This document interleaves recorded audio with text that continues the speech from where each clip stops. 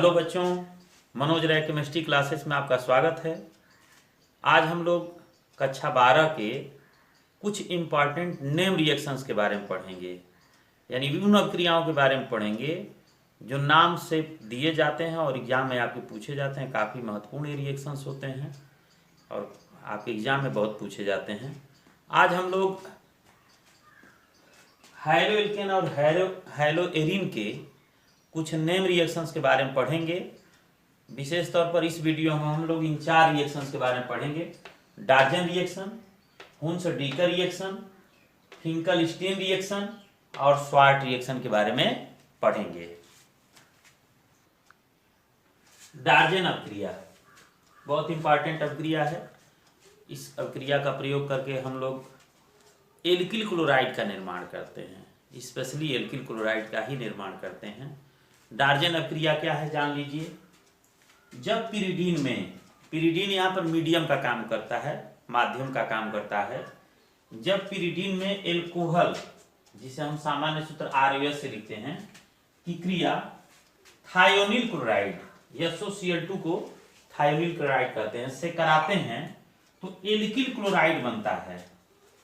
तो alkyl chloride बनता है। इस अभिक्रिया को ही हम डार्जन अभिक्रिया कहते हैं। यहाँ पर हमने रिएक्शन लिख दिया ROH एल्कोहल है, SOCl2 थायोनिल क्लोराइड है, पिरिडीन मीडियम है।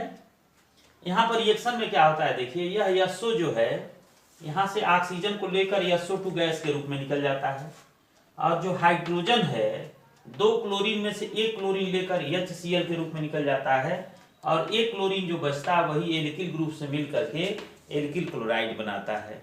इस अभिक्रिया से हम केवल एल्किल क्लोराइड ही बना सकते हैं, एल्किल ब्रोमाइड या एल्किल आयोडाइड नहीं बना सकते हैं। डार्जन अभिक्रिया के कुछ एग्जाम्पल यहाँ पर हमने दिए हैं।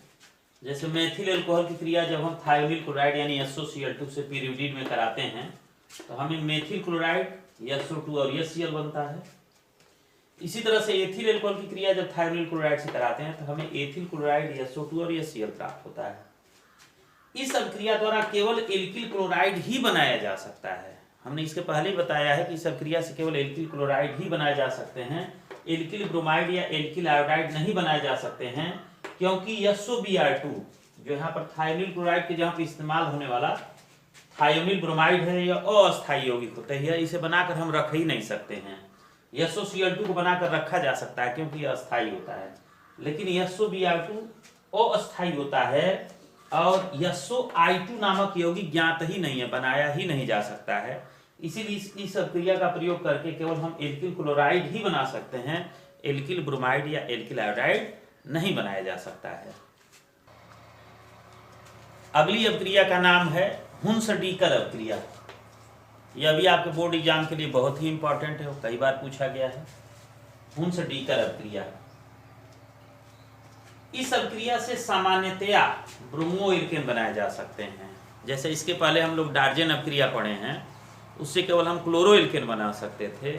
इस अभिक्रिया से केवल हम ब्रोमो एल्केन ही बना सकते हैं, क्लोरो एल्केन चाहे आयोडो एल्केन इस अभिक्रिया से नहीं बनाए जा सकते हैं। इस अभिक्रिया से सामान्यतया ब्रोमो एल्केन ही बनाए जा सकते हैं।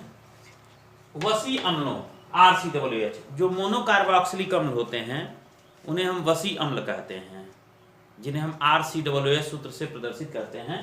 तो वसी अम्लों के सिल्वर लवणों की ब्रोमीन के साथ CCl4 की उपस्थिति में गर्म करते हैं। CCl4 यहाँ माध्यम का काम करता है। तो जब हम वसी अम्लों के सिल्वर लवण की ब्रोमीन के साथ गर्म करते हैं तो हमें ब्रोमो एल्केन प्राप्त होता है, यानी बनता है। RCOOAG या silver salt of fatty acid हो गया, फैटी एसिड का सिल्वर लवण। और जब हम Br2 को हमने ऐसे लिख दिया Br सिंगल बॉन्ड Br, यह Br2 मॉलिक्यूल है। CCl4 में इसे हम गर्म कर रहे हैं तो यह Ag जो होता है Br को लेकर निकल जाता है और यह COO गैस के रूप में निकल जाता है और एक ब्रोमीन जाकर इस R से जुड़ जाता है तो हमें RBr यानी bromo alkane plus AgBr plus CO2 प्राप्त होता है। यहाँ पर एक रिएक्शन दिया गया है CH3CH2COOAG, सिल्वर प्रोपियोनेट कहेंगे इसे, और जब इसकी ब्रोमीन से क्रिया कराते हैं CCl4 में तो हमें एथिल ब्रोमाइड मिलता है, AgBr मिलता है और CO2 मिलता है। इसी अभिक्रिया को हम हुन्स-डीकर अभिक्रिया के नाम से जानते हैं। हुन्स-डीकर अभिक्रिया में एक ध्यान देने वाली बात यह है कि यदि हम इस अभिक्रिया में ब्रोमीन के स्थान पर आयोडीन ले लेते हैं तो आयोडो एल्केन के स्थान पर एस्टर बनने लगता है। इस अभिक्रिया में जैसे इसके पहले जब हम लोग देखे हैं कि जब हम फैटी एसिड के सिल्वर लवण की क्रिया ब्रोमीन से करा रहे थे तो हमें ब्रोमो एल्केन मिल रहा था, लेकिन अगर ब्रोमीन के स्थान पर हम आयोडीन ले लेते हैं तो हमें आयोडो एल्केन के स्थान पर एस्टर प्राप्त होने लगता है। इस अभिक्रिया में दो मॉलिक्यूल हम RCOOAg यानी सिल्वर जो साल्ट है फैटी एसिड के, इसके दो अणु ले लेंगे और आयोडीन से क्रिया कराएंगे। यह दोनों AgI के साथ निकल जाएगा 2AgI के रूप में, और एक CO2COO मतलब CO2 गैस के रूप में निकल जाएगा, और दूसरे RCOO से दूसरा वाला R जुड़ करके यह एस्टर बना लेता है। यह एस्टर बन गया। अगर यह अभिक्रिया होती है इसको एक नया, इसको हम हुन्स-डीकर अभिक्रिया न कह करके बिर्नबाउम-सिमोनीनी रिएक्शन के नाम से जानते हैं।